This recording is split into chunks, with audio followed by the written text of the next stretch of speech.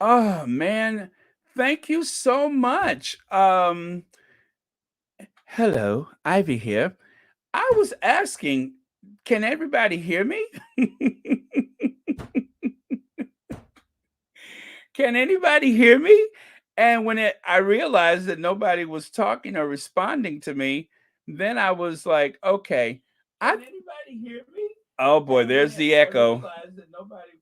Okay. All right. So thank you, Ivy, because there was yeah, I just noticed that. Thank you.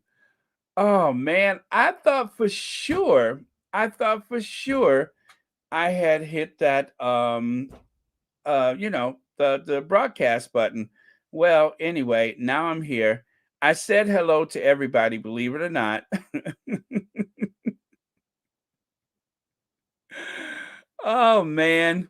And the thing I was just saying, I finally got a good night's sleep. I finally got a good night's sleep. I feel so much more rested and able, only to find out that I was sitting here talking to myself with no sound. Okay. Okay, good. So we're here. Sorry about that, y'all. All right. So I said hi to everybody, believe me. Um, but uh, I won't repeat any of that. But I did. I swear I said hi to everyone. So let's just get started since I was already late and then I forgot to turn on the thing. So, okay. Hello, Baron. We were wondering what's happening. Yeah, I'm just talking and nobody's responding to me. It was almost like a family gathering. I found myself talking and nobody was listening. I'm like, these people really are my family. Oh man. Well, anyway, that's enough of all that who shot John. Let's get down to it, shall we? I mean, I did say hi to everybody, but I didn't say hi to B10 Powell. Hello, B10, Tash Mack, Lucy Wynn, Tesla Dawkins, Sherry Ware, Miss September, Legs, Annie Bullard, Denise Marcus, Maverick, Betty, Marine, Veronica, Lydia Washington, Gil S., Tesla Dawkins, Lynn, Chantel, number 6, Sherry Ware, Fancy, Carolyn Joseph, hello. I'm sorry, Charlene Joseph. And who else do we have here? I did say Sandra G. Wright, Carolyn Tubbs, Church Nellie, Mary Jane Pimental. Yes, hello, Iris Demonia. Well, hello to you too. Noreen Lovelock, Melina, Veronica Quick, Ginger Lily, gift love, fancy. Well, anyway, you guys, I dropped a whole bunch of F bombs and expletives, but since I forgot to turn the thing on, nobody heard a flippin' frappuccino shut the front door thing I said. So that's a relief. Thank you, Stephen Black, for the super chat. This is to help you stop using Cambridge cable. And Wi-Fi. Yes, the Cambridge Cable and Wi-Fi company, they're very inconsistent. Sometimes they work and most times they don't. So yes, that is a perfect example. When you use the Cambridge Cable, that cable company is so lazy that Cambridge Cable only works some of the time, not most of the time, but some of the time. Every other cable service within the family of cable companies will work except for the Cambridge Cable, which is, as they say, some timing. But thank you so much, Stephen Black, and thank you for watching Royal Sussex. And happy Wednesday to you. Oh, yeah, it is Hump Day, isn't it? Connie Bomber. Hey, Connie Bomber. Okay, so let me get down to it. So, you guys, it has been quite demoralizing the past couple days because the tabloid press has been on the attack. They have been on the attack, and I have to commend everybody in the squad for setting the record straight whenever and wherever possible. As you know, yesterday I went on this long rant about the hypocrisy of the tabloids attacking the Sussexes for using a private jet when you have the sovereign, the future sovereign, the future sovereign, jet setting all over the globe using a fleet of Range Rovers, helicopters, jet aircraft, private trains, and nobody says anything. So I decided to set the record straight. I mean, I exhausted myself talking about it yesterday. And if necessary, I shall and will do it again, but not right now. So, uh, anyway, you guys deserve the world. This How beautiful is this? Social media can be a powerful tool for good when it is used with intention and purpose for highlighting the best of humanity to create change and inspiring others to do some good too. And there's no one who does this better than fans of Prince Harry and the Duchess Meghan, or the Sussex Squad, as they're endearingly called. Yes, the Sussex Squad. The Sussex Squad raised over $110,000 for the World Central Kitchen. And it's not the first time the Sussex Squad has raised funds, but this act should not go unnoticed, and you guys should be very proud of yourself. Even if you didn't contribute money, you just shared the link for that very worthiest of causes, the World Central Kitchen. You deserve to be very proud of yourself. Your head should be high, your chest should be stuck out right now, and you should really feel good about what you've done, because that was incredible. And hats off to I guess it was Tina who put it together, right? Am I right about that? Well, I'm guessing it was Tina that did all of the heavy lifting. So congratulations to Tina, the Sussex Squad podcast, and to everybody who participated, because that was incredible. And I think it's something that shows that as we are being attacked by the derangers, and as there are so many people who want to see us as some kind of radical group, like for instance that rootin' tootin' Dan Wooten and the likes. It just goes to show that the Sussex Squad is a virtual place with real people, real caring, loving people who, at their core, really just want to right or wrong. That's all we want to do, is we want to defend a couple of people who just happen to fall in love with each other and found themselves under attack for, the old um, reasons, of course, like interracial relationship, and of course marriage, and of course now the kids are they're trying to dance around what they want to say about the children, like they're going to be spoiled brats and all that kind of stuff. But I tell you, one thing is for sure: if you've ever been to a household and you've seen some very placid, well behaved, and yet somewhat cheeky children, then you know that those children are receiving the best love and care possible. And I expect nothing less for Archie and Lily. I people should be so lucky to have parents like Harry and Meghan. So they're going to have a very bright future. And that's not to try to go after anybody else's kids that try to stick their little fist in their mouth.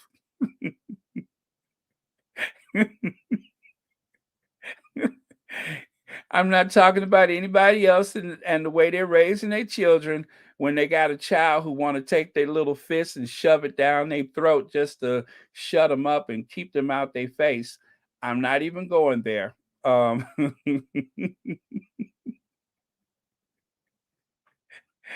oh man, how long I've been on here? It's been less than 10 minutes and I could not hold it back, could I? I'm trying. I'm trying. I'm trying. I'm trying. Okay, let me get back into character, okay? Whew, that was tough. I had to hold that for 10 minutes. You know how difficult that was. 10 minutes, I held that back. You know what? I feel like a weight has been lifted. Okay, so anyway, I have strayed a bit from where I started, but anyway, well done, Sussex Squad, and the real winners, of course, are the World Central Kitchen. All right, so right here, you can see a spokesperson for Harry and Meghan shared that they are touched by the birthday wishes for Lily Diana and that people around the world made donations amounting to over $100,000 to the World Central Kitchen in her honor. Well, of course, that really means for both kids, but I suppose the way it was presented, ending with Lily Diana's birthday. So that uh, anyway, that's the way it was worded, but we know what they mean. Lily P, thank you so much for the super sticker, and thank you for watching Royal Sussex.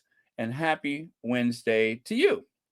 Okay, Cookies and Cream says the Sussexes are a beautiful, dynamic couple.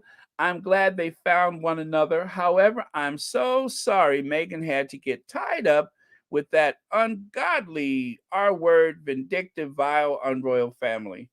Yeah, yeah, and when I think of the two of them having so much in common, and I've said this a long time ago, and I'll say it again, I believe that Harry had a great deal of anxiety about the day he would ask someone to marry him because of his family and because of his position and the way that the tabloid press carries on over there.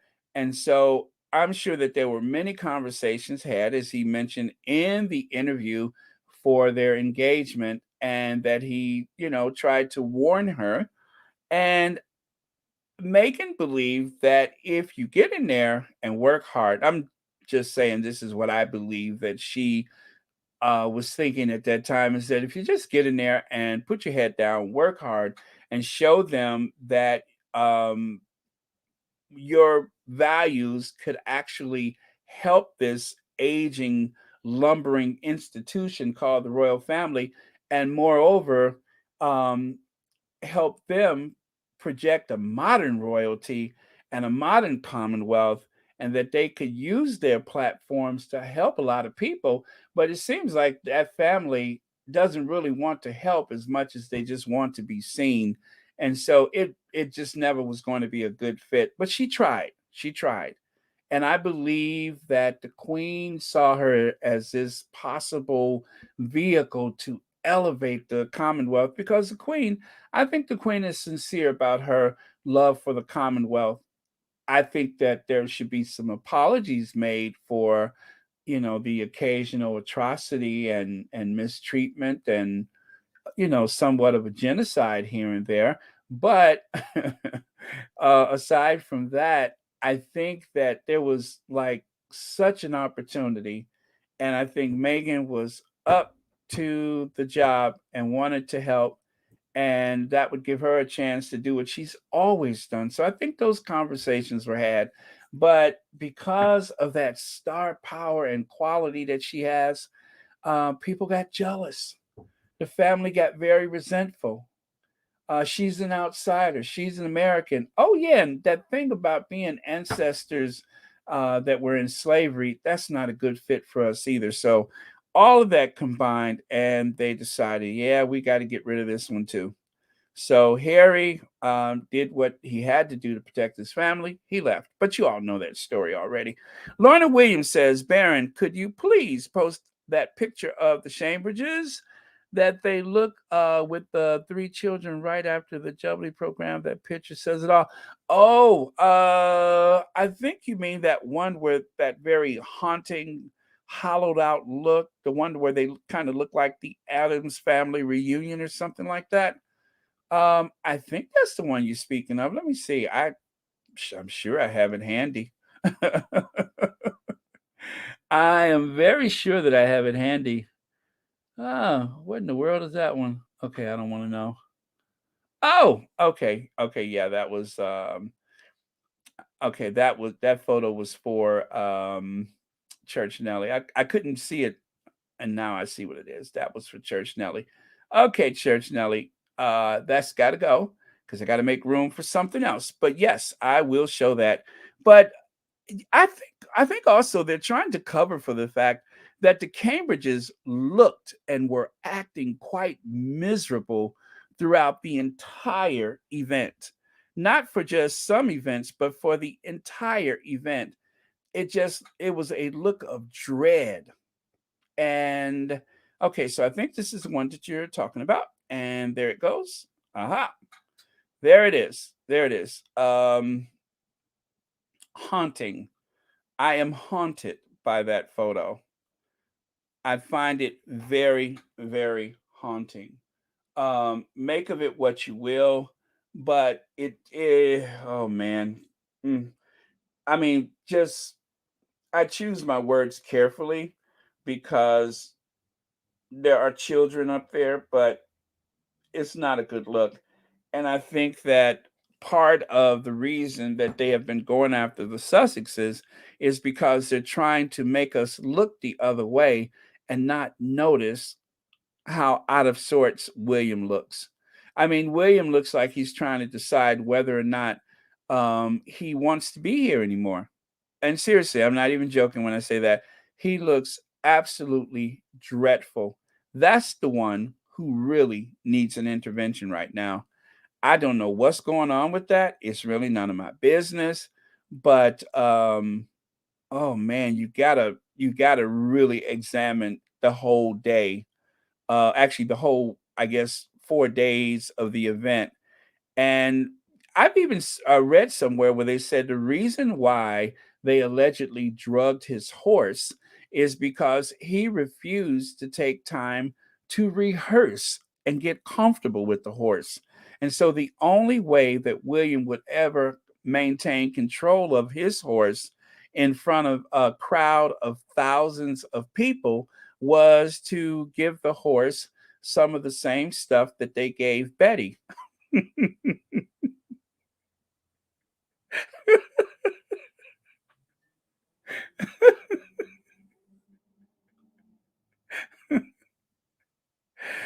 Oh, oh Lord. Okay.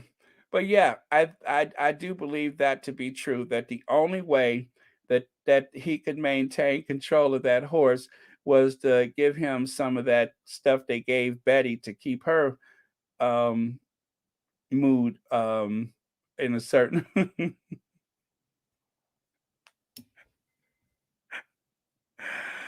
Oh man. Because I got a feeling whatever they gave Betty, they probably had her uh you couldn't they didn't put the seatbelt on her, obviously, but I think there was probably a couple of points where they had to grab her ankles and pull her back inside of the car.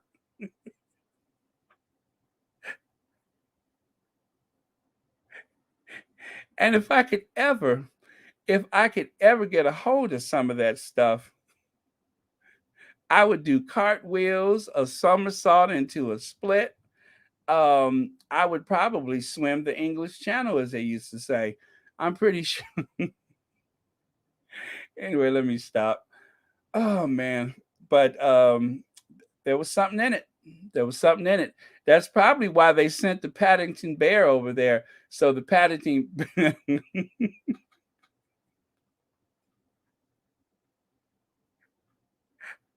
the Paddington Bear is probably the one who, had a little something something for her.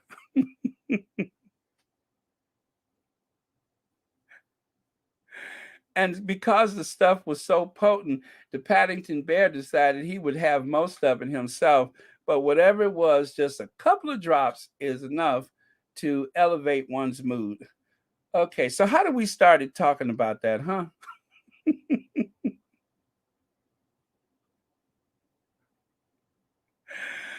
Oh yeah, the Paddington Bear is he's the one that helps people. Whenever you have a friend that's kind of down and kind of out of sorts, you just you know get out your burner phone and call the Paddington Bear.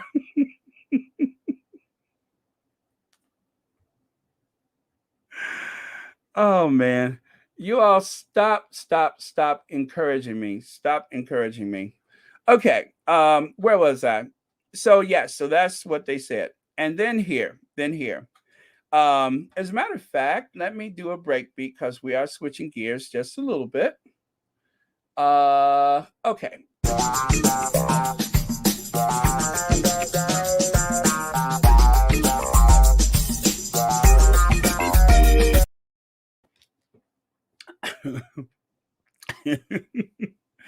Okay.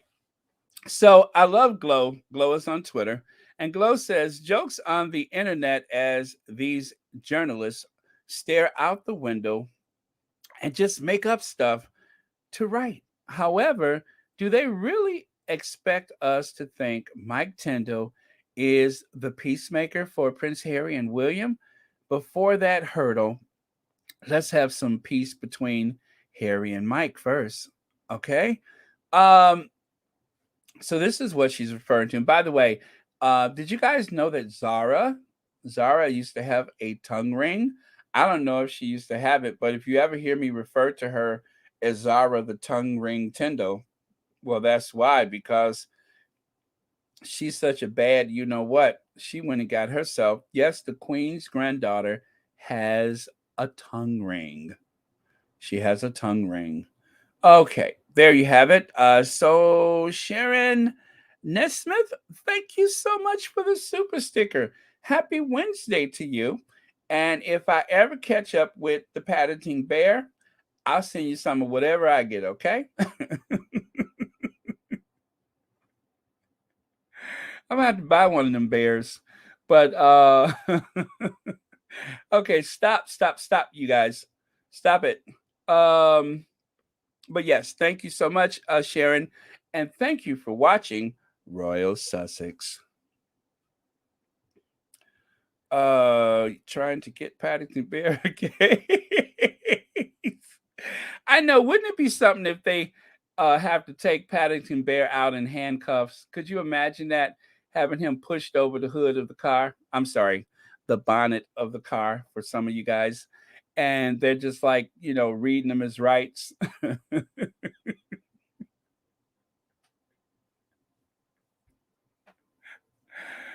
Oh boy, how did I start on that?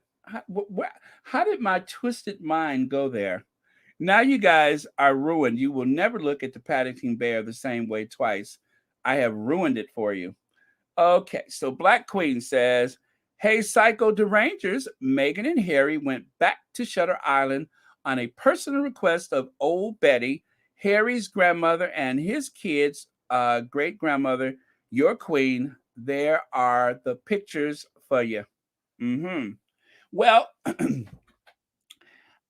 I was going to talk about the thing with the pictures, but yeah, I'll get to that. But thank you so much, Black Queen. And thank you for your comment. Happy Wednesday to you. And it was Betty's request. Absolutely, it was Betty's request. They do chat over Zoom calls quite often. So nobody knows what the conversations between Harry and his grandmother is unless the courtiers are listening in. That is the only way. And so the only way to have a direct conversation with Her Majesty was for Harry to actually go to Windsor and see her. Now, the Cambridges were on yet another vacation. The Queen turned down a trip to God knows what with Charles and his emotional support, Camilla. And so by doing so, she was able to be alone with Harry and Meghan. And of course, then all of these accusations of Netflix crews and cameras and such. Harry is not going to do anything to hurt his grandmother. He hasn't done anything to hurt his grandmother. What they accused him of doing to her was leaving her blindsided, which he did not. That is all a creation of the tabloid meter. There was no blindsiding, but what it is that they were not allowed to have the opportunity to inform the public in their own time. There was somebody inside of the family who released that information. And so Harry and Meghan were forced to explain their exit sooner than they were prepared to do so. And that, of course, was done deliberately to hurt them. And as for the Queen, there was no statement from the palace or Windsor or whatever.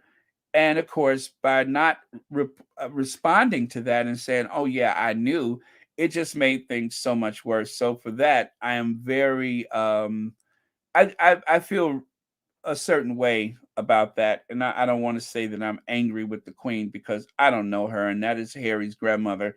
But it was not very well played. That was absolutely horrid. And that was just one of many times when there should have been an official statement, and there wasn't an official statement. Like, for instance, the time that they, named Lilibet Diana to honor the Queen and to honor Princess Diana. And rather than everybody rejoicing in that, it was turned into something ugly where it seemed as though the Queen was going to war with an infant child. That was very painful to watch. That was very painful to watch. And so rather than the Sussexes having an opportunity, they never get the opportunity to just enjoy their children. There's always some kind of very subtle attack. So I kind of envision the Cambridges, I'm sorry, not the Cambridges, but the Queen and the Sussexes chatting over the Zoom. Now, obviously, this is not a real photo. I did that myself just to make the derangers crazy. As I love to say, anything to make the derangers crazy. But I kind of picture it like that. I'm pretty sure that the Queen is keeping up with what they're doing, but why and when she responds and how she responds, or the lack of response in most cases, I'm always confused by that, and I'm even bothered by that because if there was more of a vigorous response to these lies, um, then it would definitely not just help the Sussexes, but it would take some of the pressure off of those moments in life, like the birth of a child, or like sharing a first photo or an official photo, instead of the constant attacks from the tabloids. It just doesn't show that there's any obvious solidarity between the Queen and the Sussexes. So it's not obvious to all of us. I don't know how Harry processes that. I don't know how the Duchess of Sussex processes that. I don't know what their official stance is because there are no leaks from Montecito. So there's a lot of things we just don't know. But we should not be more angry than they are. If there's any anger, that should come from the Sussexes. Yes, we can have our feelings, but I think some of us are so much more angry with the Queen in a way that I think is unhealthy for us as individuals, because we don't know what the relationship is between Harry and his grandmother. We will never know that. I don't think Harry is going to even put that in a book. I don't even see that going into a book. That is just going to be something forever private. But when his mother died, however that happened, she was the one who stepped in and took care of a lot of things in his life. So it's hard to picture that, but that was um, the matriarch of the family. That is the matriarch of the family, and obviously she stepped in and has done a lot, as well as Diana's sisters. So I don't know what to say. If you guys are still that angry about it, or I understand, but it's just not healthy. It's not going to help the situation. Okay, the squatties are here to stay. It's about time that we raise funds to drag the nasty apparent royal experts to court for their statements that incite more hatred against Harry's family. Let's see, Lelaine. I understand what you're saying. I understand, and I wish that were possible. I really, really wish that were possible, but I don't know how that can be done without Harry and Meghan, taking the initiative to do that. But I wish it was possible. I wish there was some way that they could have a class action suit that involves everyone who has been affected by the tabloid media, for so many lives that have been destroyed because they actively investigate and destroy people's lives. And right now, the Daily Fail is on a new campaign in this war against husband and wife and infant, and I guess Archie is a toddler, maybe. Well, anyway, he's a small child. And anyway, this paper seems to have gone to war with that family, and it is unrelenting. And when I saw the private jet, I said to myself, it's just going to be a matter of time. I'm surprised that they're not on the attack. And I didn't have to wait long, did I? Lord Nappyhead, who appears to be of mixed race himself, which is why I refer to him as Lord Nappyhead because he looks like an old retired S curl model, seems to be of mixed race himself, but that is his newspaper. That is his baby. He is the one who had to pay out that money to the Sussexes, or his company, or whatever you want to call it, his newspaper group. They had to pay out that money. I'm glad they didn't let the Cambridge kids go to Lily's birthday party because it would have been a mess. I'm sorry, it would have really been a mess. Mercedes Todd, I am so relieved. I don't know what to do. I am just so relieved. I'm so glad they didn't go to that party. But the lies are what gets to me about this whole Jubilee is that it seemed like they were holding back for about just until till everything was crated up and moved off the mall.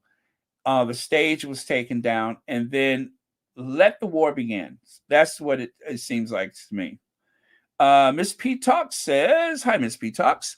Baron, the point of all this attack is for Harry to leave Meghan and come back to them. That's the strategy. But in Jesus' names, that will not happen to them on the Squaddies' watch." You got that right. You got that right. I'm prepared. I'm prepared to talk until I'm hoarse or blue in the face, or should I say, I'm prepared to talk until I'm Camilla or blue in the face.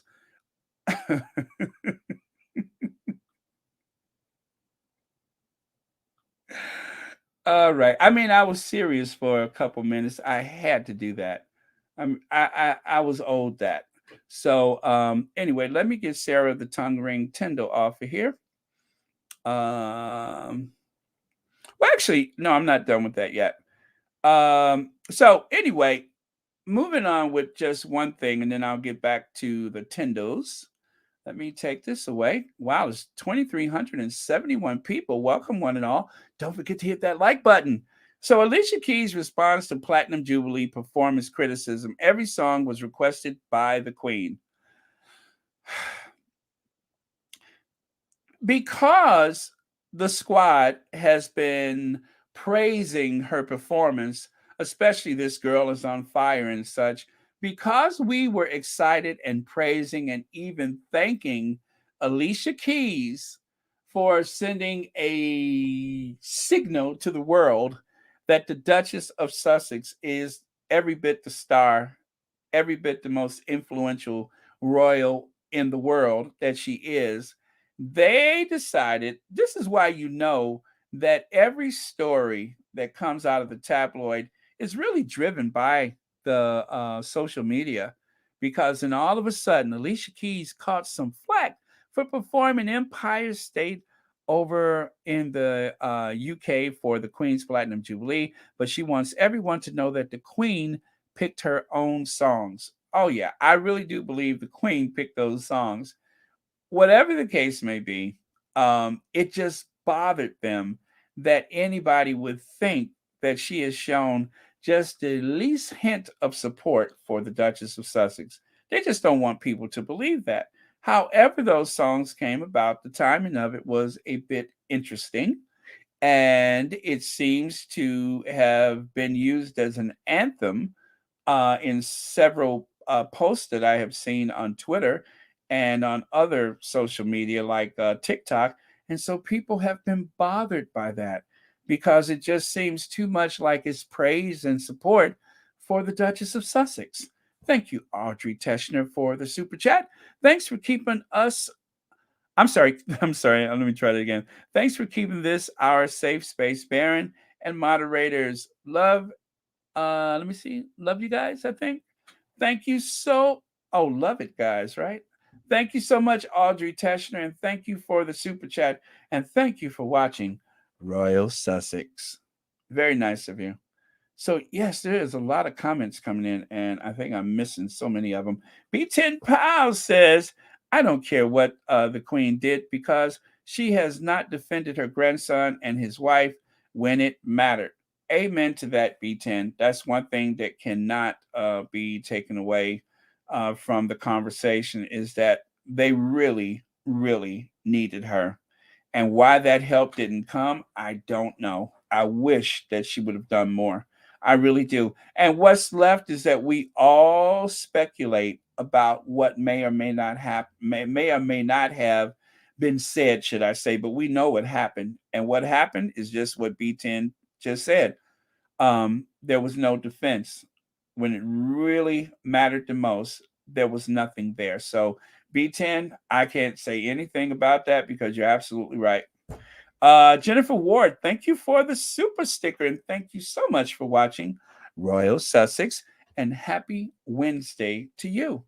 But yeah, I am just, I look at the matriarch Betty and I want to be sympathetic because that is Harry's grandmother. She is an elder and I feel that need to show respect and deference, but for you know what sake, to see a family viciously attacked and even threatened by white supremacists. And yet there's no official word from any House of Windsor in support of the Sussexes. There's no words. Nobody is defending them because the people that the Windsors need to uplift and support them are those very people. That is a small part, a small sector of the society as a whole that they depend upon to help support and elevate the royal family. That is part of their constituencies. Like I always tell people, I look at the Sussex Squad, I look at the people who subscribe rather to Royal Sussex. You guys are my constituents. And anytime I feel like, I don't feel like working today, what if I just, but then again, there are people, for whatever reason that look forward to Royal Sussex.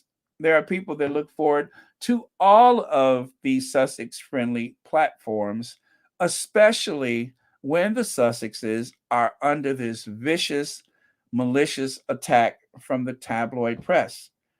And anything that any of us can do to help, I guess, settle your nerves or to help you talk it out or to have a platform where people can exchange ideas and opinion, I think is very valuable. So I don't do anything without considering the fact that you all are my constituents. And so if I'm feeling that for this very little small slice of social media, I think with all the resources that the Windsors have, surely they could have some consideration for Meghan and Harry, for Lily, Archie. They could have more consideration for them, but they just don't. And that is heartbreaking. I mean, in real time and obvious in front of everybody in the world, they have nothing to say, but they want us to celebrate 70 years on the throne, 70 years of helping to steady the nerves of the nation, 70 years of not apologizing for certain atrocities and other things. Um, we're supposed to celebrate that. But at the same time, you are leaving vulnerable a family in California who all of a sudden, because of these stories coming out about white supremacists and the threat against the Sussexes, there are some very fragile minded people out there who will look at that as a marching order. They're not going to shake their heads. That's a marching order. So again, Um, I wish the Queen could do more. I wish she would do more, and I'm very disappointed. I'm very disappointed, but I'm going to hold back my real feelings about it for Harry's sake. For now, for now, I can't promise anything in the future, but it is very frustrating. I'll say that I'm very frustrated by that because on the one hand, she is the sovereign and she's very much involved in everything. I mean, for Christ's sake, she even picked the music. The Queen sat there and she picked the music that Alicia Keys sang at the concert. We are supposed to believe that Betty in the Hood sat there and she, pulled out her playlist and say, y'all peep this. I want y'all to tell Alicia. Wait, yo, peep this. I want y'all to tell Alicia, tell my homegirl to play. That's what we're supposed to believe, right? And then on the other hand, the Queen is frail and we don't know if she can make it and she's having mobility issues. And Charles, this is like a prelude to Charles's reign and all that. He's a regent in everything but name only. I mean, they pick and choose which Betty that we're supposed to look at. There's never the same Betty twice. Thank you, B10, for the super sticker, and thank you for being a member, and thank you ever so much for watching Royal Sussex. But yeah, we are supposed to decide which Betty to believe on any given day, but it's never the same Betty twice. Never the same Betty twice. And that is so disturbing because it gives the courtiers free reign to tell her story, to make good or known her position when we don't know one way or the other. Okay, so Kaiser at Celibacy, rather, the Sussexes didn't even ask for photos with the Queen during their 2 day visit. That's another big fat lie. That is a big fat lie. This whole preoccupation with the Sussexes and the Netflix, I'm so sick of it. Do you hear me? Sick! I'm sick of it. I'm so sick of that constant drumbeat that the Sussexes are trying to bring a whole film crew of, I think I've heard quotes as upwards of 30 people that they were trying to huddle into the Windsor Castle so that they could get the Queen on film, and they want to catch photos of her bouncing Lily on her lap and all that kind of stuff. None of that is true. It's a lie. More lies. The lies continue. All of that is a big fat lie. From start to finish, that's a lie. Harry, in no way or form, I mean, let's just think about this. They took a private jet there, I suppose. I don't know that to be true. We only know that they came back on a private jet. That much we know for certain. Oh, well, yeah, we know. I'm pretty sure that they went back on a private jet. Um, and so the crew of 30 on a 12 passenger plane was supposed to have flooded into Windsor, pushing aside the courtiers and staring down the housekeepers and everything. And then they're all going to go trampling up the steps to the Queen's quarters and put cameras in her face. That is the narrative that we're supposed to believe happened or was planned, should I say, from the tabloid press. Of course, none of which is true. There was no possibility that Harry was not interested in any of that stuff. He was just there. That is his grandmother. That is his grandmother. It's not a photo op. It's his grandmother, and I don't believe a single word of that.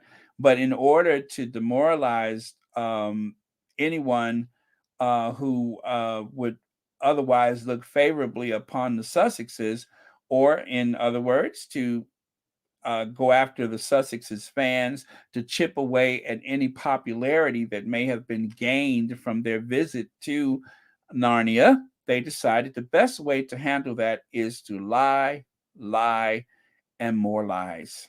That's it. These are all flat lies. And just as Glow said, they just look out the window and make up stuff.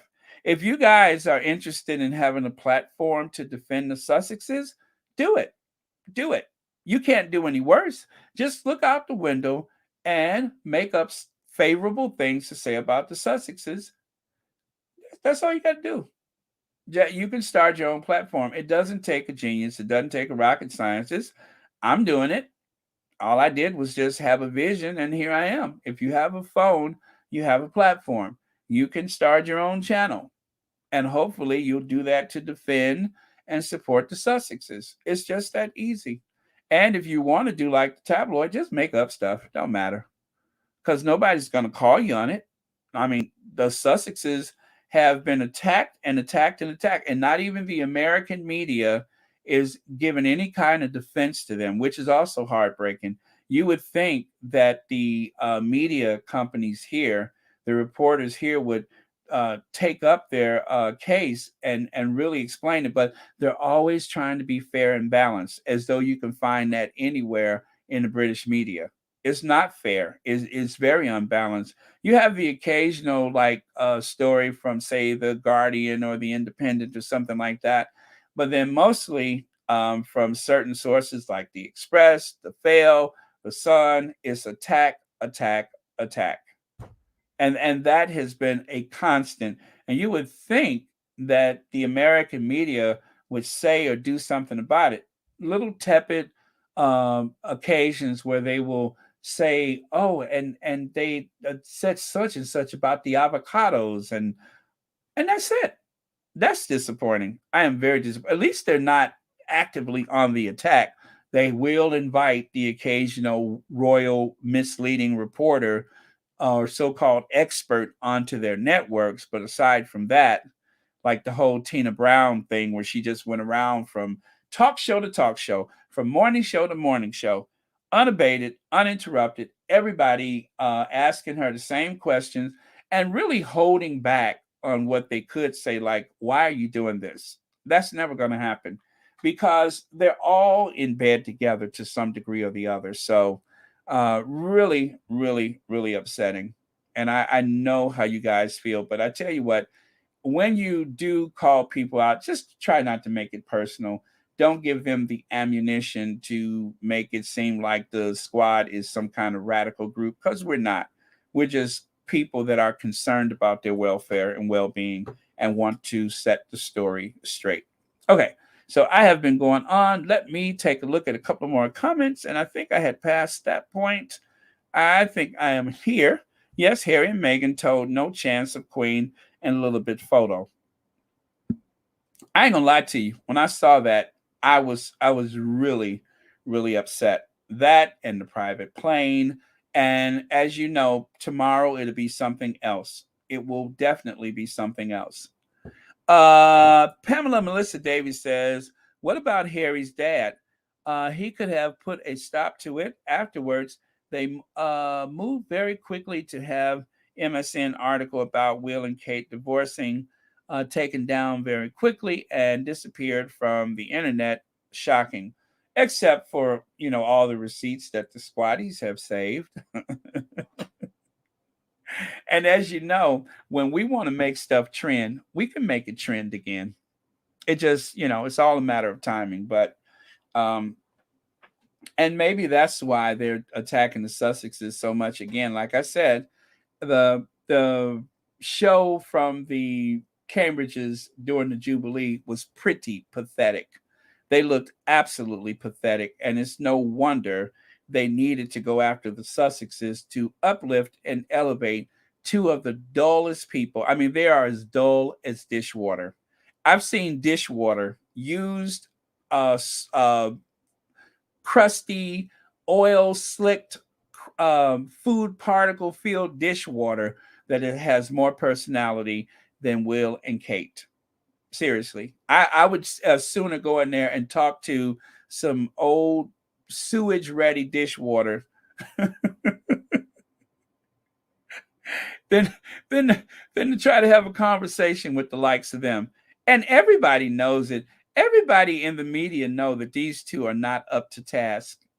all they have is attacking the Sussexes, because if people ever take a really good look at them, they will see that there is no there. There's absolutely nothing there. They are trying to turn two very mediocre people into these world leaders. Impossible. It just can't be done. It's impossible.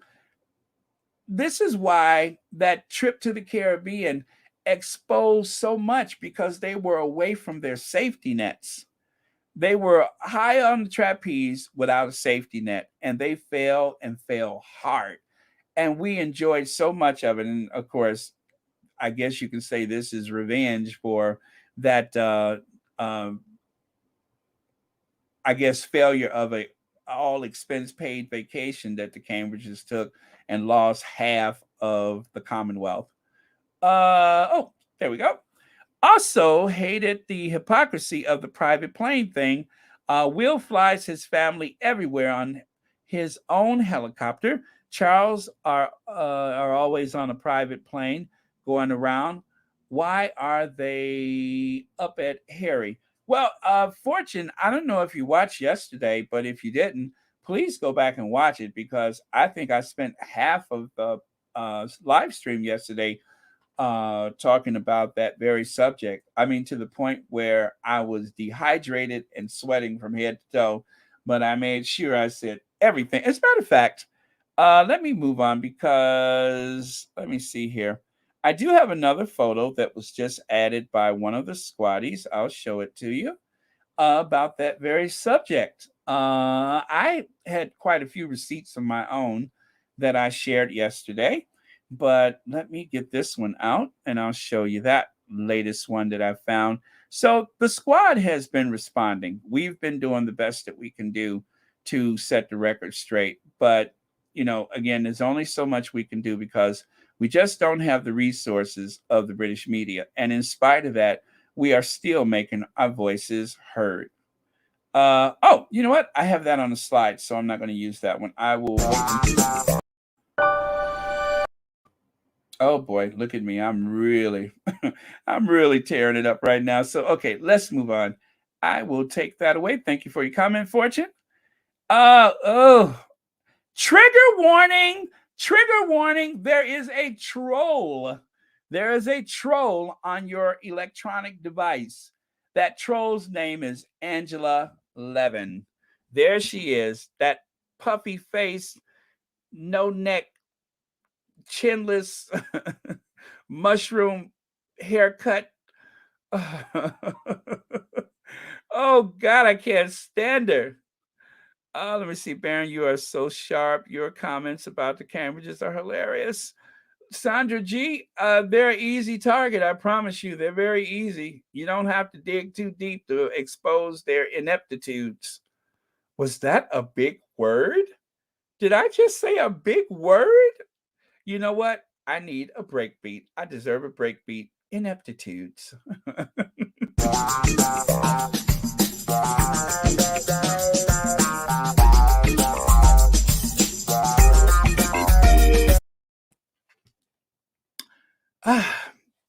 Okay. I just had a little water.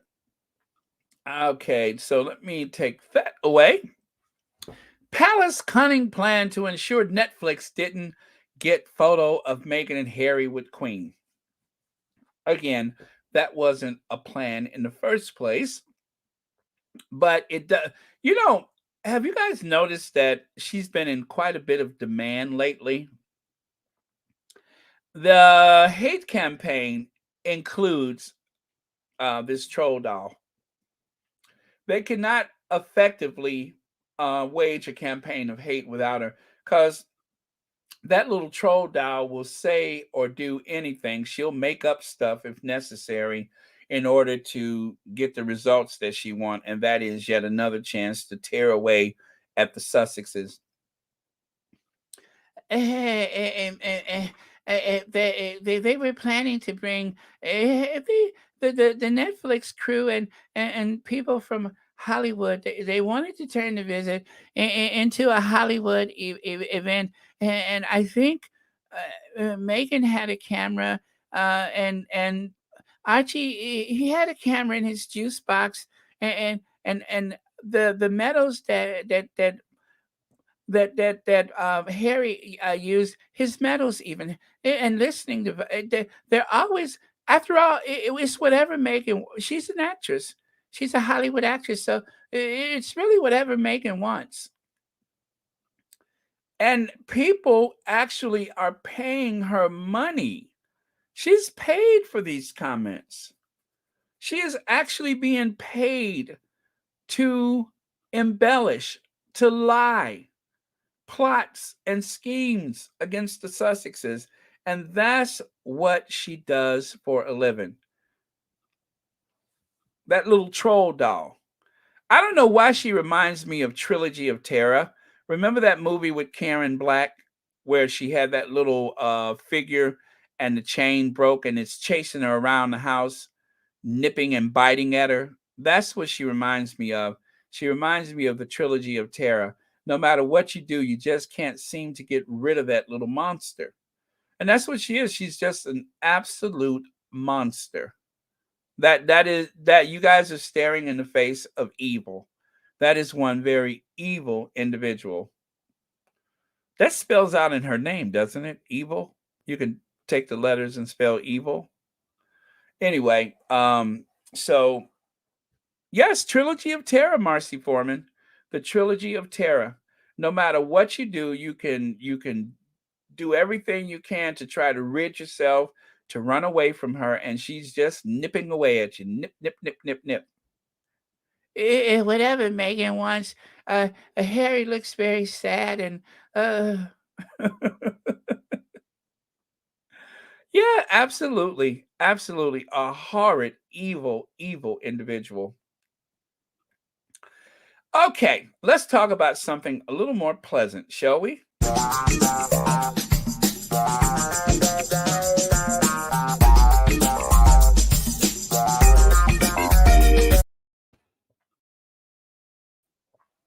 Lilibet effect. First photo of Meghan and Harry's toddler boosts business for mother's own boutique.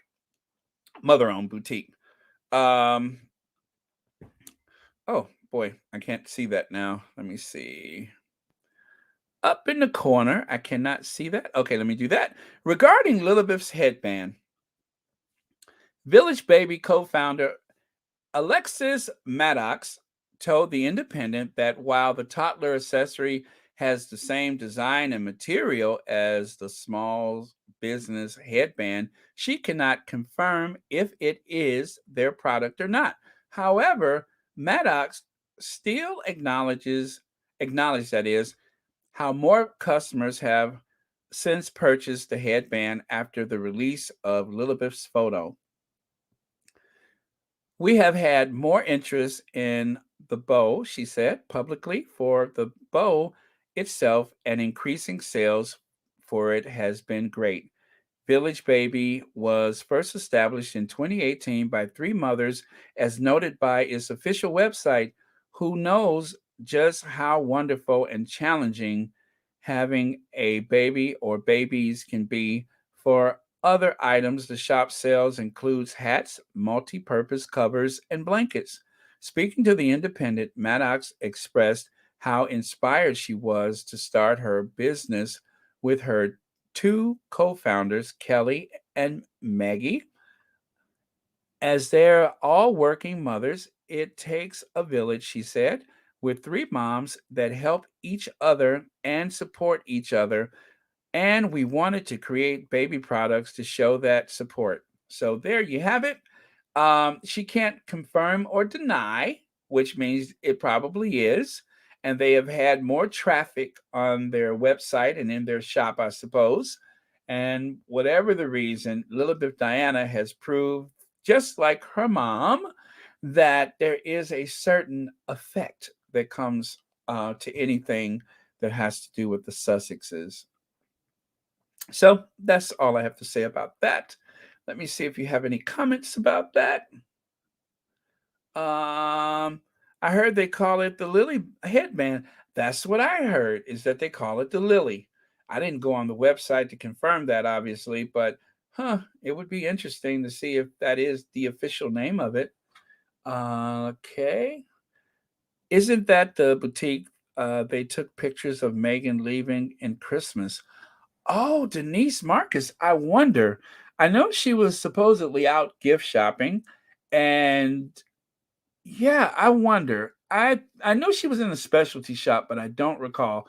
But that would be very interesting. So if anybody wants to look around right now and confirm that, that would be really neat of you if you would do that. B10 says, "Oh, that's for Marina. That's not me." Right here it says, okay. VCOB says she is writing a book about camel toe.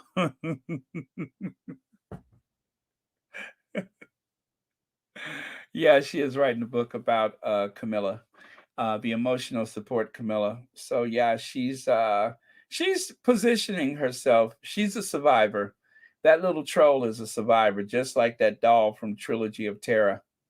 I could picture her chasing someone around their apartment. Okay, so right here, Pura says, uh, great podcast, Baron. We just have to keep praying for the Sussexes all together, and God will give us the victory against the enemies. Amen. Thank you so much for saying that. And that is very much the prayer that we need to have because um, they are desperate. They are so desperate right now because they don't want the Sussexes to get any good press or any, I suppose, positive feelings or anything from this visit to Narnia. Is all about lifting up those Cambridges and the rest of the family and tear down the Sussexes. We're not going to let that happen. Um, and just think, they didn't release the photo until after the Jubilee. Usually, I was expecting the photo to be released on the 4th of June, her birthday, but it wasn't until after the Jubilee was over that they released the photo, which we found out about the birth on the 4th, I'm sorry, on the 8th of June, if I recall. The Lily was already born and at home by the time we found out about it, and I believe that was the 8th of June. And am I correct that well, okay, no, it's the 8th today, so no, it wouldn't be the same day that we found out. It was the 8th, I believe, that we found out. Okay, so there goes that theory. All right, let me move on.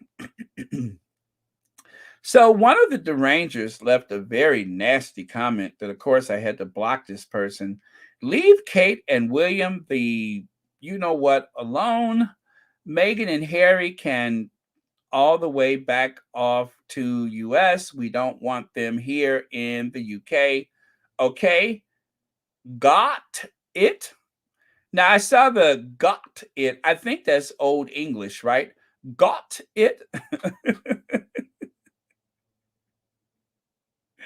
I think that's old English. Well, anyway, thank you, moderators, for removing this comment from the comment section. But yeah, somebody was a little hot, I think. I don't know.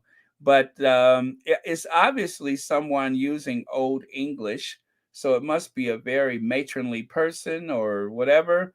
But I did, take the time to cover their name up because I don't want you guys going after this person. Anyway, they're not on Royal Sussex anymore. Um, we've been blocking people left and right. And what happens is once they're removed by the moderators, then I have to go back and like take a permanent swipe at their name so they can't come back days later or whatever. So um, there you have it. That's the kind of stuff that we encounter. And you may or may not have seen stuff like this on the comment section. But again, that's all because the moderators have been working very hard to eliminate these types of things so that we maintain a safe space for the squad. Okay, and then there's this. Interestingly, remember I mentioned nothing was said about booing as the couple were leaving? Anyways, Elizabeth Holmes or eHolmes at eHolmes on Instagram, you can view it for yourself. A very avid royal watcher and who was on the ground at the church, posted on her story that there were boos, but not for Harry and Meghan. This was actually, I think, the really first big attack, big wave of the attack from the Jubilee was the whole booing thing. But because the bus taking Zara Tyndall, Zara the tongue ring Tyndall, the York sisters, etc., was blocking the view of the royals leaving. Saw others saying the same. She mentioned it happened well before the Sussexes had arrived, as the bus blocked the view and people booed it. She says, however, the boos for Boris were very distinct. Okay, here's my theory about that. As far as the booing is concerned, sound travels in waves, right? And so, from other videos that did not include the bus, let's say on the opposite side of that plaza or square, then of course the sound is going to pick up from the immediate surroundings, right? And so, with the bus blocking the people booing at that point, then the sound would have been obstructed or blocked from other people on the other side of that square. Get it? So whatever sound was really bouncing off the bus and kind of flowing back in the other direction or going straight up or whatever. I mean, I'm not a physicist. I can't tell you exactly, but it is possible that there was some booing from that area that is not picked up on the other videos. And so, for that reason, if there was any booing, it only makes sense that if people have been waiting for a day or 2 days or 3 days in the cold, in the rain, for an opportunity to see the royals enter the St. Paul's Cathedral, and after all of that waiting and waiting and waiting, somebody pulls up in a bus to block the view. Of course, they are going to be furious about that. It only makes sense. It just makes sense. But from the other vantage points and the other videos, I didn't hear any booing. I heard the constant drone of bells, right? The hum of the bells. And then, of course, I heard people applauding and cheering. And then at a certain point, there was that big eruption of cheers when the Sussexes, and also appreciate when Harry got out of the car, a lot of people didn't see him until, they started walking up the steps. And then there were people who could not be sure that that was the Duchess of Sussex until she was walking up the steps with him. And then as they got higher on the steps, you can hear that people were finally noticing, yes, that's them, that's them. And then, of course, the big cheers and applause and everything. So the bus seems like the most likely culprit when it comes to this idea of booing the Sussexes. There was no booing for them. But when Boris Johnson appeared, then the boos were coming from every direction, which is why it was clearly more audible than the handful of people that were angry about this bus. And that's it. Hopefully, I have nothing else to say about the boos, but putting two and two together, it comes up that the boos for the bus seems like reasonable responses for people who have been waiting in the cold for days. And I think it was very stupid. I mean, they could have parked the bus around the corner and let them walk. That was very dumb to put the bus right there. Really, really dumb. I don't think I've ever seen that at St. Paul's before. Let me see. Not only did the Sussexes get cheers, they got whistles. Yeah, that's true. They also did get whistles. All right. And Dolores says that bus thing was staged to look like it was for the Sussexes. Typical media rubbish and lies. Thank you, Dolores. You put that very well. Black Cougar is here. Happy Wednesday, Church Nelly. Cookies and cream, etc., etc. Well, hello, Black Cougar. Welcome to Royal Sussex. Thank you for being here, and thanks for being a member. Okay, and Chancellor, is that it? I was outdone with the refusal to take the picture with Lilibet. I really hope that I'm sorry. I really hope that is not true. I hate that for them and hope they don't return to Shutter Island. Share, we don't even know if they wanted a photo or they requested a photo. I really doubt it. Harry knows how this works. They're in private quarters with the Queen. They typically don't take photos unless it's official for engagements or christenings and such. I wouldn't expect there to be any photos of the Queen with Lily that is released unless it is an official photo like that of the christening or perhaps the after wedding photos or whatever. But just that photo with the Sussexes, the Queen and Philip, that was an official occasion. But just to spend time with the grandmother is not official. She's not going to get all dolled up in her, frumpy Liz 2 couture just to take pictures with the baby. So that did not happen. I just don't believe that happened. This is very official. I mean, she has on a brooch and pearls and all that kind of stuff. That's very official. That this was a deliberate photo. It's staged with the photo of her father. It's staged with her red box. All of the accoutrements necessary to make the queen look regal and important. It shows her stature, but none of that. I just don't believe it. I really don't. And thank you for your comment, though. I just don't believe it. That is yet another tabloid lie. So you guys, please don't buy this thing about the Sussexes wanted a photo. Harry knows how things work with that family. That's why they are terrified of his book. That's why they are terrified of him. They're terrified because he knows the protocols. He knows the storyline. He knows how this stuff works. That is another tabloid lie designed to disparage, designed to get into your head and gaslight and such. Don't believe it. There was no request of a photo. I just don't believe that. You often hear me say things like, "We don't know. We weren't there." I'm going to tell you, there was no request for photos. None. And this whole thing about the press, I'm sorry, the Netflix cameras, all of that is a big lie. And what's so bad is that it just seems like a lot of people in the squad is starting to accept it as the truth. It's not. I don't believe that. I believe this though. Now look at that. Look at this staged photo. Look at that staged photo. I talked about this yesterday with all of that stuff about the Cambridges flying here and there and carbon emissions and all that kind of stuff. Well, take a look, take a look, if you will.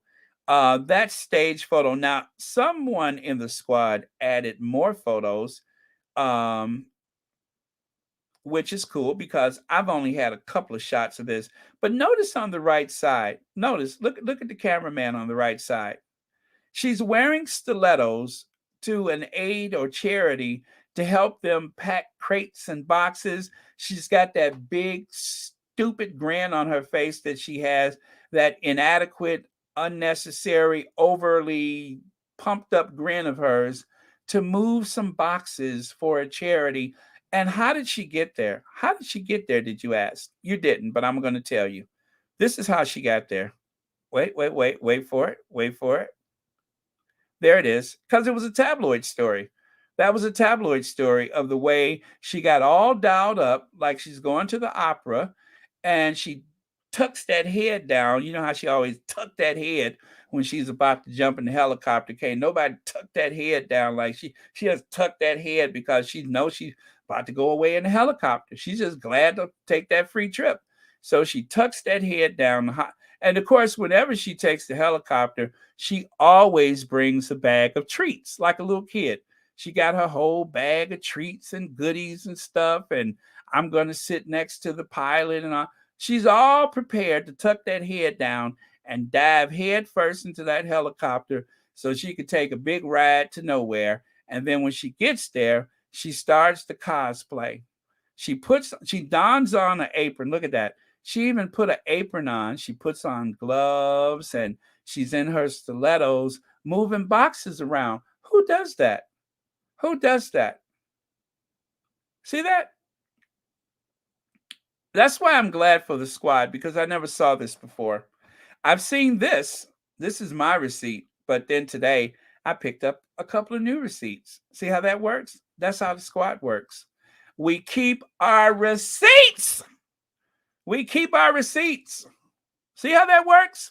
Just smiling and grinning and tucking her head and jumping in the helicopters. That's what she does. Who knows if she's been on a freeway in years because they take a helicopter every place. They take a helicopter where miraculously there is a fleet of Range Rovers waiting to take her so that she can cosplay like she's just a typical soccer mom helping out at the local charity who happens to have more hair extensions than there are lights on Broadway. I can see how that happens. Y'all forgive me, but I'm in a particular mood because this whole post Jubilee thing has rubbed me the wrong way. I don't know why I would even have expected anything different. I mean, after all, um, consider the source, but it's not a good fit for me. Let me repeat that one more time. So she gets all dolled up in one of her mid-century Mary Poppin couture outfits, and she tucks her head, dives in the back of the helicopter. But as you can see, she's not holding her bag of snacks. Somebody else got the goodie bag, right? See that woman behind her? She's got her bag of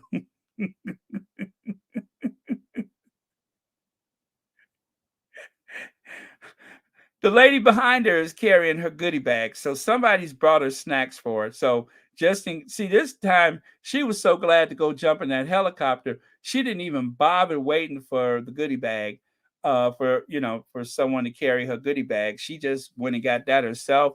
She's like, okay, I'm ready. But this particular occasion, someone's carrying her, crisp and all of her little snacks and stuff so she can go bye-bye. And then when she gets there, she dons on the apron, puts on gloves, and even wearing stilettos, she moves a few empty boxes. But what's interesting to me is that one box in her hand there, it almost looks like it says Shambridge, right? The Shambridges. I swear that box says Shambridges. Uh, newbie for the fact that she's never done this before. Newbie Shambridge. That's what that box says, right? I don't know, but I'm gonna believe that. And so back to this. But what I've never seen before was the fact that there was a cameraman in tow, prepared to take a picture of her grinning and grinning and grinning and grinning and a grinning, grinning, grinning, grinning, grinning, and grinning and grinning some more. See how that happens? Okay, you guys, I'm done with that subject. Well, not completely because let's finish here. So this is another new pick. This is the one that I was digging out, but I told you I didn't. I would do it later. So take a look on the right side. Fit for a king. Inside the plane the royals used as Kate Middleton and Prince William jet to Belize, and on their way to Belize, they were so sure that all the costumes and all of the staff and I think they even had what was his name, Arthur Edwards, all these people that they brought with them so that they can make a big impression. And no, I don't think Arthur Edwards was there, but they wanted to make that big impression.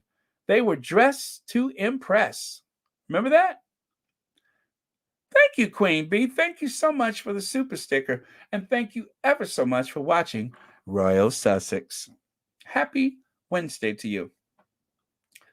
Should we ban private jets? Because of Meghan and Harry, now they want to start a movement to ban private jets. Meghan and Harry were pictured using one on Sunday. Never mind, these two are using a full-size commercial aircraft, which has been fitted and kitted out for royal duty. Never mind, they're using that. Whereas you have Meghan and Harry that just chartered a private jet. They don't even own it. But should they be banned to protect the environment, or are just I'm sorry, or private jets a safer way for super rich to travel? Well, one thing they got right, they are super rich. They're not the uber rich, but they are super rich now. And if there's anything I could do about it, I'm going to support everything I can to make sure that they are billionaires by the end of this year or the next. That's what I'm looking forward to. So, as I said, fit for a king. So, this is the jet that was purchased by the British government so that they could take their VIPs around. So, this jet is not a commercial jet. It's not like you can't take a commercial flight to Belize, but why bother with doing that? I mean, after all, if your granny has purchased an £8 million helicopter for you and your wife to cosplay, why not use the official jet, which is really for government use, like to take the Queen or Charles acting on her behalf, and of course also used for the Prime Minister and his cabinet or whatever. Nah, just send them to Belize. Okay, so with that, I'm going to look at a couple of comments here. Baron, we have not talked about the fashion choices, especially the red dress buffoon. What is that? Bouffant sleeves and the drape in front. Oh, you're talking about. Let me see. Let me see. Uh, oh, oh, I know. Here it is, right here. I'll bring that back up. This one. Let me see. Just dreadful choice. Just behind me, Kate Can, great stylist. I'm sorry, it's behind me. Uh, Kate can't get a great style. So you're saying that Kate doesn't have a someone to help her with hers. She doesn't have a high. She needs to. You're saying she needs to hire a stylist. Well, I don't know what to say about that dress. I didn't think it really fit or flattering for the occasion. I think when she wore the white, that was a good one when she wore the white dress, and even that big bird dress she had on for the Jubilee ceremony. But yeah, that one. I wonder if that's from that Vampire Bride, that Vampire Bride stuff she wears. For some reason, the women in that family are crazy about this brand called Vampire's Bride, and that's like matter of fact, let me see if I can bring up an example of the Vampire Bride. But it's that's that pink dress that she wore. I believe it was in Belize. I think it was that pink number that she wore in Belize.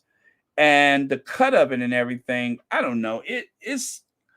It's creepy looking if you ask me. It looks very cheap and cheesy, but for some reason it is like a go-to label, and I think even either Beatrice or Eugenie has worn one of their outfits, but I don't see any other royal women wear them. Not that that's a yay or nay to it, but I don't know. It is I the way she dresses. I mean, I hope she keeps doing it. I hope she keeps doing it. I hope she follows her palette. I hope she never hires a stylist. The only time she ever looks modern is when she cosplays Meghan. But yeah, it's pretty creepy looking. It kind of adds to that Adam family look that they have right there in the photo. It adds to that kind of theme. So yeah, Kate, keep doing what you're doing, girl. If you want to dress like the Jolly Green Giant, you go for it. Do you, boo? Do you, boo? Um, Let me see. I'm trying to see if I have an example of that. I do have just a couple photos of her, just a couple of them. And oh, I don't think I have that pink number, and that's probably deliberate. Oh, yes, I did. Well, it's not a full photo. But oh yeah, you got to see this. Oh my God, this dress is so. I don't usually say something is absolutely ugly, but this one is ugly. And I came. Yeah, I do. I know I have it. Let me keep looking. Oh, there it is. There it is. Is that the Vampire Bride? Vampire Bride. The fact that you wear something that's called Vampire Bride is pretty jarring in the first place. But yeah, so let me get that one up for you. Let me get that one up for you. Um,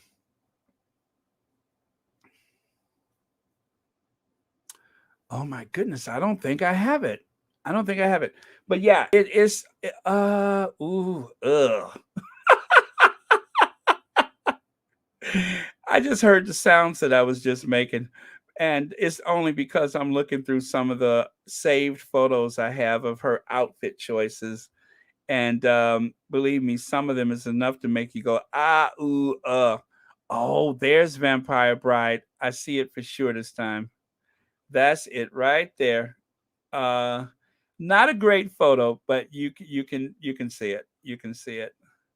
It's kind of got some kind of like uh well, I'll show you.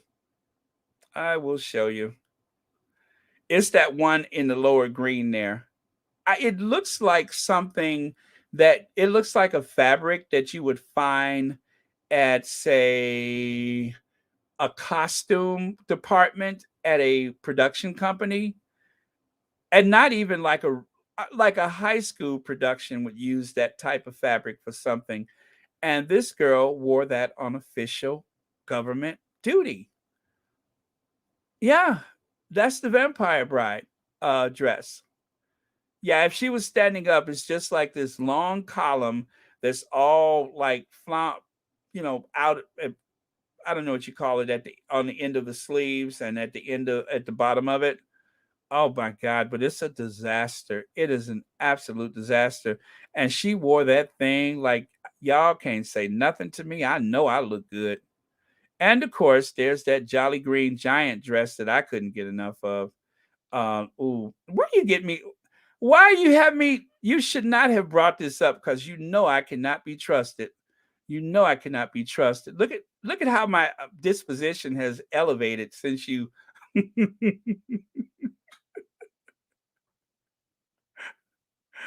Oh man.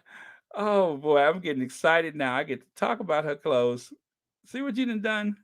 See what you've done. Let me get the Jolly Green Giant out. Oh, I love this one. I love this one. Oh.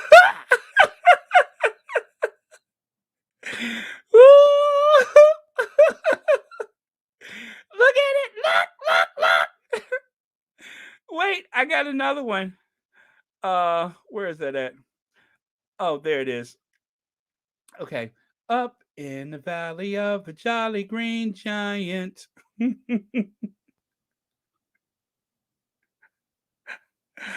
Oh. She wore that to Ireland. What did the people of Ireland do to you, Kate? What did the people of Ireland do to you? Why would you do that to them? She wore that to Ireland, and she wore that a week before Meghan gave them a lesson on how to dress. Remember that? She actually wore that to Ireland. The people of Ireland have suffered so much over the years at the hands of the British, and she had the nerves to wear that to Ireland. Who does that to another human being? Thank you, Tash. That's exactly what it is. I believe it was Ronnie Vanna who said it's like an ecosystem unto itself. Ronnie said that some time ago. She said it's like a ecosystem unto itself. Like if you listen close enough, if you were to take like a high powered microphone to that dress, you know what you would hear? Ooh, ah, ooh, ah. You would hear all the sounds of the rainforest.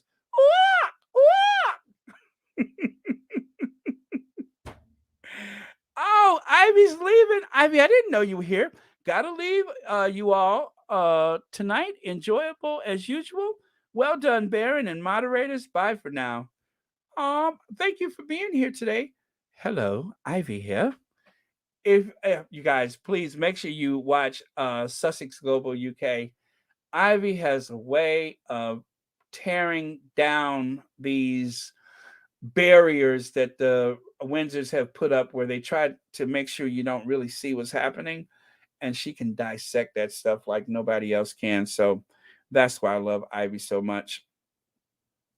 But yes, that self-contained ecosystem known as I don't even know what brand that dress is, but oh my God, that was a I cannot believe she wore that. In 2020, she wore that to Ireland.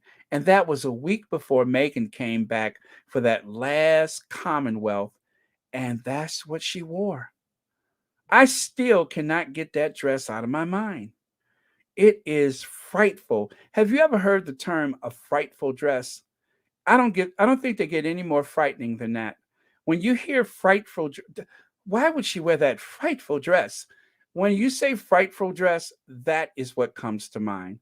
Oh, I'm being completely petty, I know, but that is what comes to mind. Frightful, frightful, frightful dress.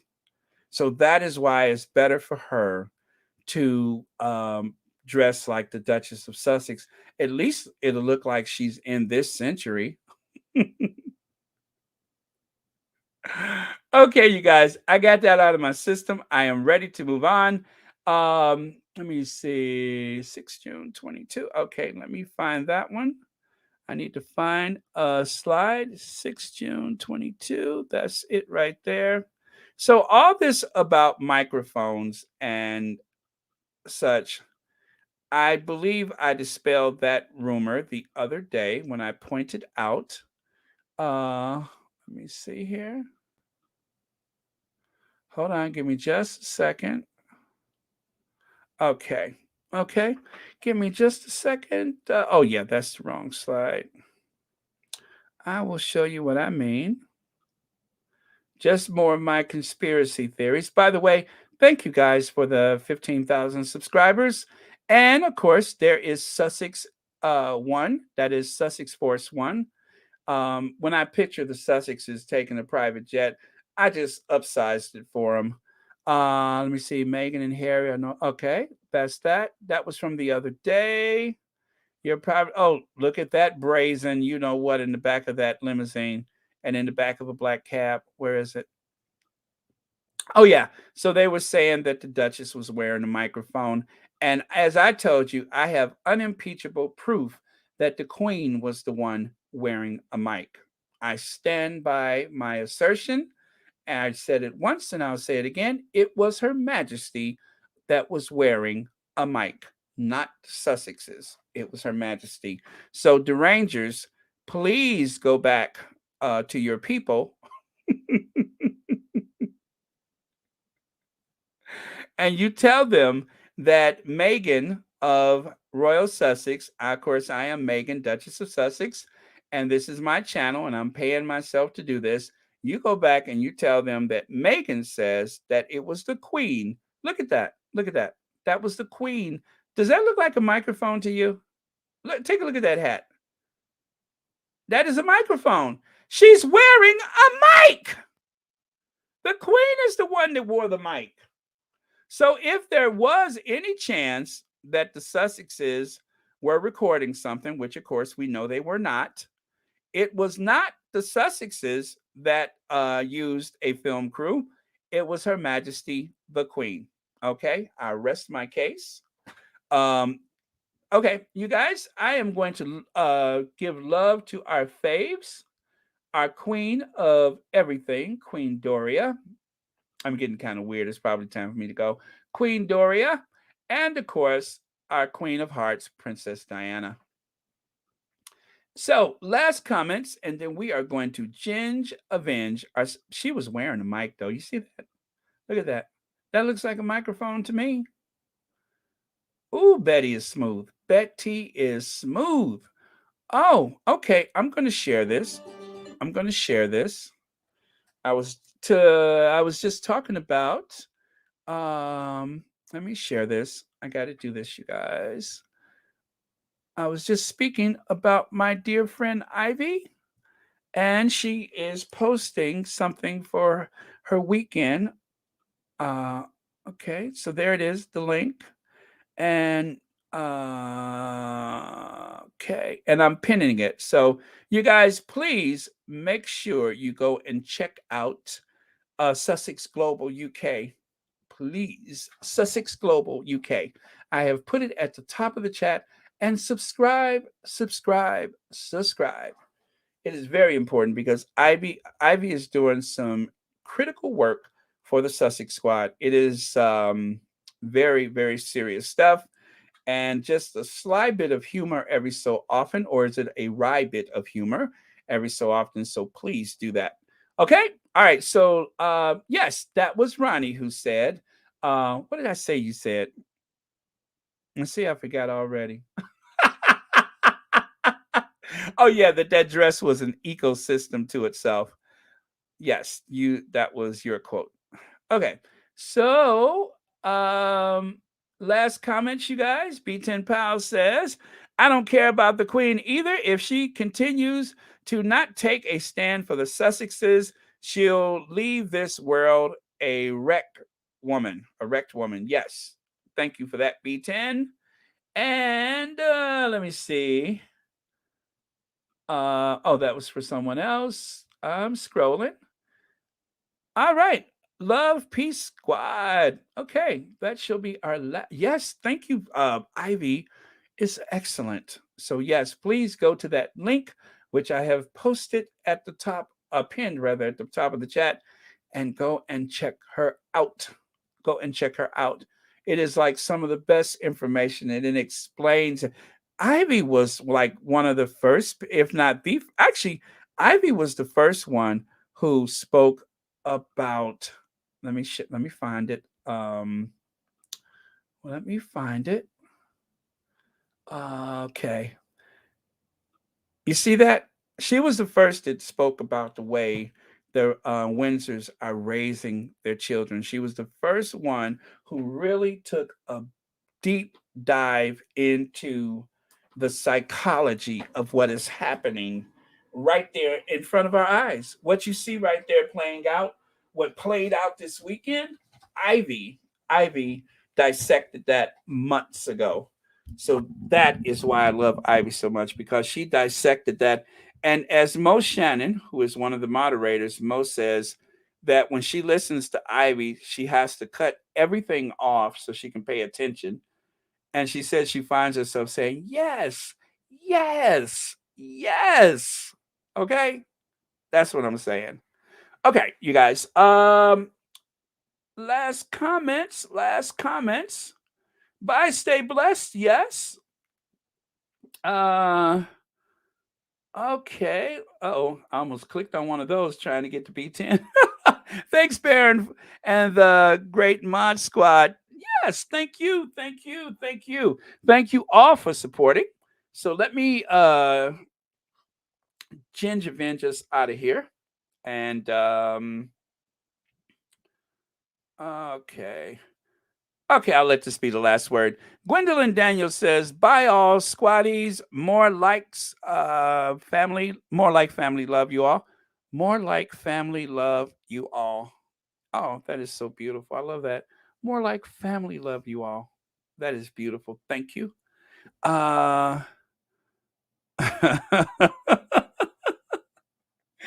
Perhaps after the ginge. Okay, you guys have a very productive Wednesday, and thank you all for being here. And let me stop dragging this out. Cue Ginger Avenger.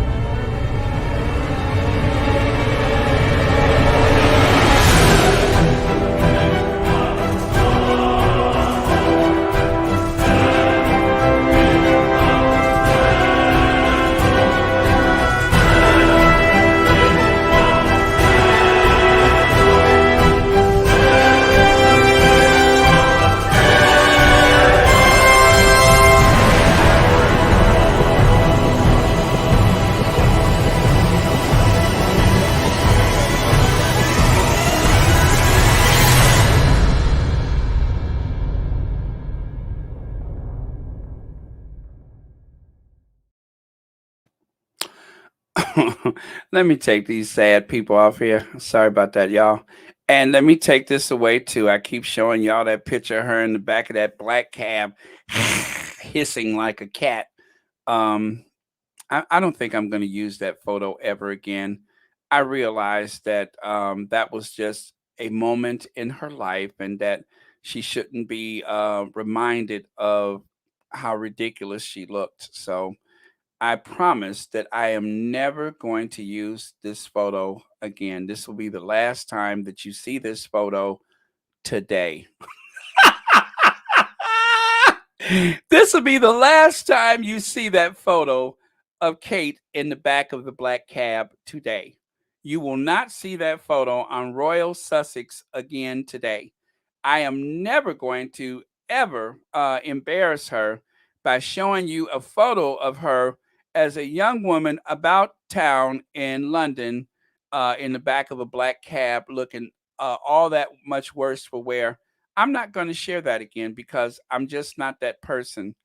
This is the last time, and I do mean the last time that you are going to see that photo today. Okay?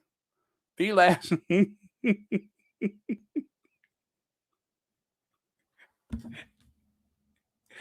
That's the last time. No more of Kate in the back of the black cab today. Okay? That's the last time today. Just like they used to say with those Disney movies, this will be the last time you have a chance to watch it this century. Well, today, that'll be the last time you have a chance to see it today. Okay, so I am looking for our guy.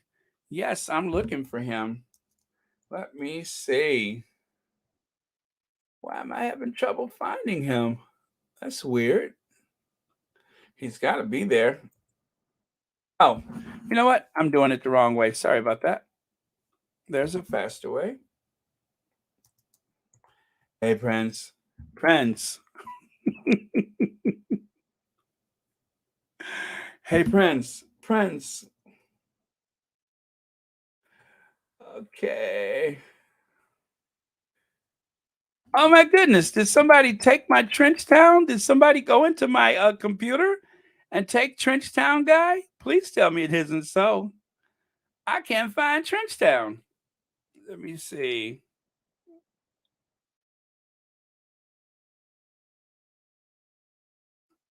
That is so weird. Aha, there we go.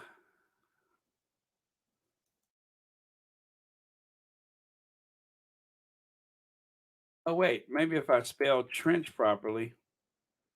That's the problem. Can't spell. Oh man. Oh yeah, thank you for the thumbs up. And okay, give me a second, you guys. Is coming up. Oh, thank you, Kay Costello. Thank you for the super sticker. Thank you for watching Royal Sussex.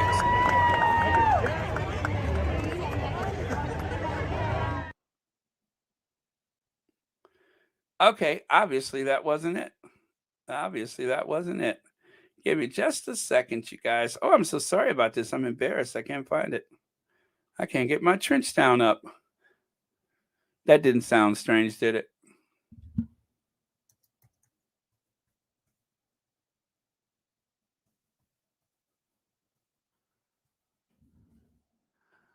Wow, how weird is that? I cannot find it. Huh. I hope I didn't delete it, you guys. Wouldn't that be a disaster if I deleted it? Huh.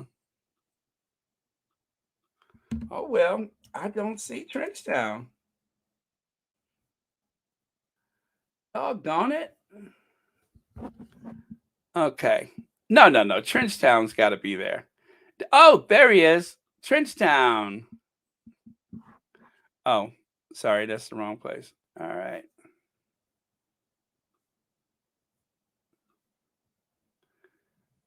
Trenchtown man was singing his song. Doo-dah, doo-dah. Yes, Prince. Trenchtown wants $245 billion. That's what Trenchtown wants. $345 billion. Yes, thank you. Yes, sir. Yes, sir. That's what Trenchtown wants. Yes. What do you mean?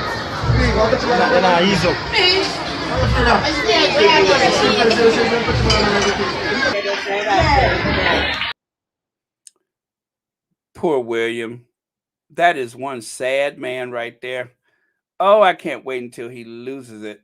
I can't wait. I mean, I'm not wishing nothing bad on him, but at some point, that man is going to really lose it. Anyway, thank you again for being a member, Kay Costello, and thank you for watching Royal Sussex. Rosa Roberts is here. Hi, Rosa Roberts. Put a smile. I love that. Put a smile. Okay. All right, we're good, you guys? Yes, you're quite welcome. Sorry for the delay. Someone tweeted that Louis said, "I outrank you, Karen. Get behind me and hug." That's right. Louis does outrank his mother, I think. But only when he's not in the presence of his father. Well, whenever the Queen goes to join Philip, uh, officially Meghan and um, Kate are supposed to become princesses, officially princesses, I believe. So I think that happens officially when the Queen goes to join Philip. Let me see, Baron. I knew you wouldn't give up. Any photos / receipts on Katie girl? Glad you found Trenchtown, man. All right, thank you for being so patient. Thank you for being so patient. Cool. I'm glad you're having a good day, Pamela. I am so glad you're having a good day. I'm so glad you guys trust me to do this. I really do. I mean, it's comments or super stickers, whatever, but the trust means more to me than everything else. It honestly does. So thank you, thank you, thank you. All right, love you guys. Let's call it a day, and I will definitely see you tomorrow. Let me see. Where's a fashion taste in the centuries?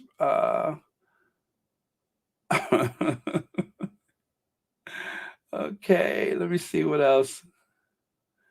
Anybody? Oh, I saw that already. All right, so I think we're good. We are good. Let me see. They have a wild one with Louis. I mean, wow. Yeah, Louis is a cut up. Louis is a cut up. But children really want to know what the rules are, and that's all they need to do is to let him know what the rules are. These were from yesterday. So good on you, Misan. Good on you. So cute. So cute. Absolutely adorable. Oh, of course we know that's the Duchess over there on the left side.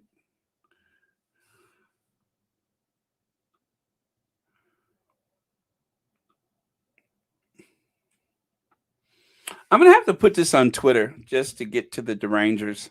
I'm gonna have to put that on Twitter. I'm just gonna post it like the Sussexes left a gift for the Queen. I'm gonna post that and then just wait for the attacks. Oh man. Oh yeah, so that was from yesterday. Okay. All right. Okay. I'm just looking through the last comments here. Oh, thank you so much, Sonia Johnson.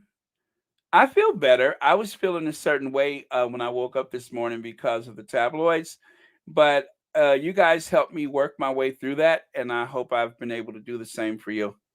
Because believe me, being able to talk these things out, as you know, when you try to discuss these things with your friends and family, sometimes they don't really understand your commitment to the Sussexes, or they don't understand why these things are important. But when you have like minded people whose ideas and values align with yours, it makes it so much easier when you have someone to talk to. So for that, I am so glad for the squad because just like everybody else, I was out there in a wilderness of despair looking at the way the Duchess was being treated. But thanks to the Sussex Squad and thanks to the various platforms that I hope everybody will support, which I don't know if I said it, but Duchess of Success will be on later today.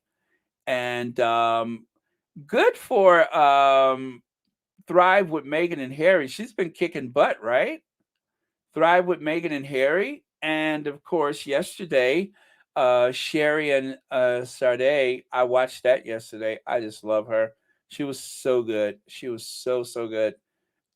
She really handles the fashion thing. So I think that's incredible, among other topics. But I think the really strong one for her is the fashion is something near and dear to her heart. And she handles her business. That's very good. Thank you, Mo Shannon. Thank you. Okay. Naked HD fun. Okay, guys, I'm feeling kind of lonely, so I'm gonna click on one of those links. Just kidding. Let me see. All right. Okay. Thank you, and more thanks. Great. All right, so let's go, you guys. I'm just dragging it out because I don't feel like getting up out this chair, but I have to run to the pharmacy. Like any baby boomer, I have to make a couple of trips to the pharmacy every month. They can't give me everything on the same day. That would be too sensible. So I have to go to the pharmacy. And then I got some cream that I put on the back of my neck and shoulders for the usual pain that I'm going to encounter because it's raining today. Am I not a baby boomer? And pretty soon I am going to go to the dentist so that I can get something to go in my mouth to make it look like a normal mouth again, also known as partials. So that way, every time I smile, I can look like Martha Ray on those Polydent commercials. You guys remember Martha Ray on those Polydent commercials? Martha Ray had that big old smile.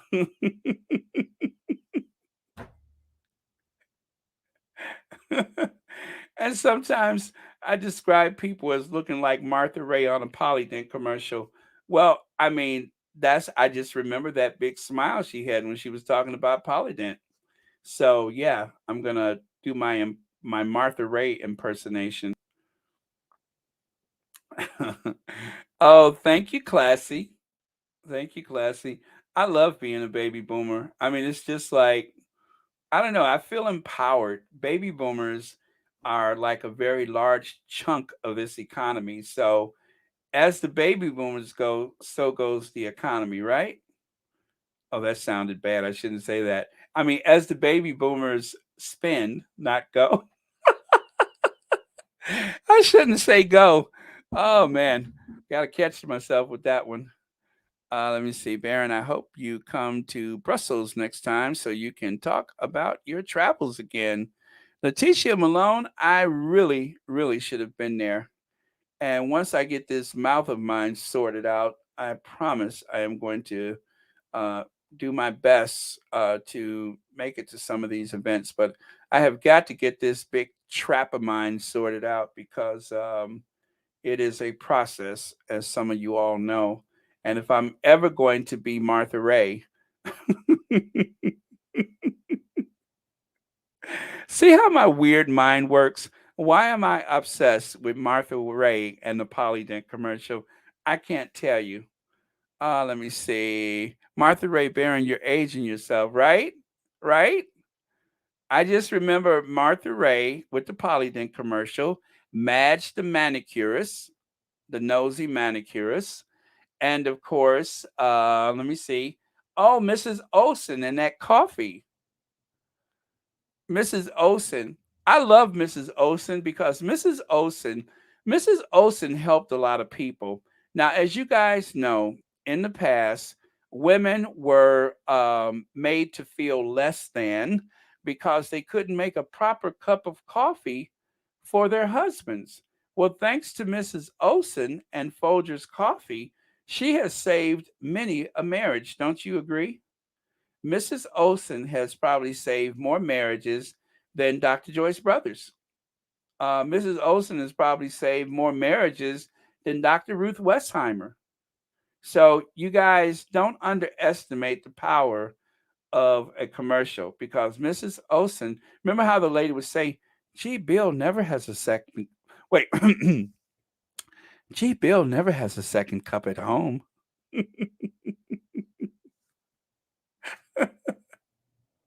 Y'all remember that? I'll have a second cup of coffee. And then she would think to herself, "Gee, Bill never has a second cup of coffee at home." And next thing you know, she would ask Mrs. Olson, "Gee, what kind of coffee is it?" "Folgers." "Oh, I'm sorry. What did you say? What did you say? What did you say? I'm so sorry. I'm sitting up here talking about Mrs. Olson." Uh, okay. "You had better listen and read my premonition to the squatties." Okay. Read this. Uh, mm, okay, I'm scrolling up. I'm scrolling up. Is that chili? I will have to um another squad podcast. Chiller, I will have to. I'm sorry, I don't understand. I don't understand what that is. I had a premonition. Go on. Okay. I'm sorry, I'm missing something. Well, I tell you what, go ahead and inbox me on the Twitter, and that way you can say exactly what you need to say because this forum is not really good for like anything serious like that. So go ahead and hit me up on Royal Sussex on Twitter, and then you can tell me exactly what it is you need to say then. Okay? That would be the best place to do it. And then that way we can have a dialogue and exchange about it. All right. Oh, Black Queen, thank you so much. I appreciate that. Uh, I don't know why my oh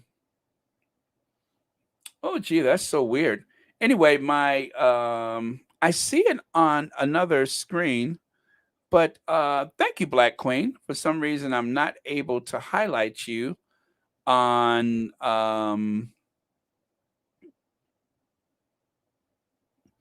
oh, wait a minute. Wait a minute. That's not this channel. I'm looking at another channel, right? Oh, are they on right now? No, they're not. Okay. I'm sorry. Never mind. I was looking at something else. Okay, let's get out of here, you guys. Love you guys, and I will catch you next time. But oh, was that a what was that with Black Maverick? Was that something? Okay, because I didn't see anything. Um, I saw that she kept saying something, but I wasn't sure what it is. But whatever it is, like I said, if it's something like that, just go ahead and inbox me on Twitter. Uh, we need to see that photo at least once a month. Okay, you guys. Yeah, it is probably best that we take off now. Uh oh, thank you. I didn't realize. Oh, okay. All right. Well, thanks for telling me. Let me see if I can. Okay. Let me see if I can get rid of her. You better listen to my premonition, Squatty. Oh, that was strange. Okay, so I'm gonna block her. I'm just gonna block her. Uh okay. All right, good. She's gone. I just blocked her. What a weird thing. Oh man. See what it's like? I told you guys. That's what it's like. Oh god, that was weird. Okay. I believe I just blocked her. At least I just tried. Okay. Gosh. I feel a chill now. Ooh. Um All right, guys. I'm good. I'm good. I'm good. And what is all this naked stuff? I don't want to be naked right now. I got to go to the pharmacy. I do not want to be naked. I have to go to the pharmacy. I just tried to block that. Okay, love you guys. Bye. Bye bye. Bye bye. See you later. Love you guys.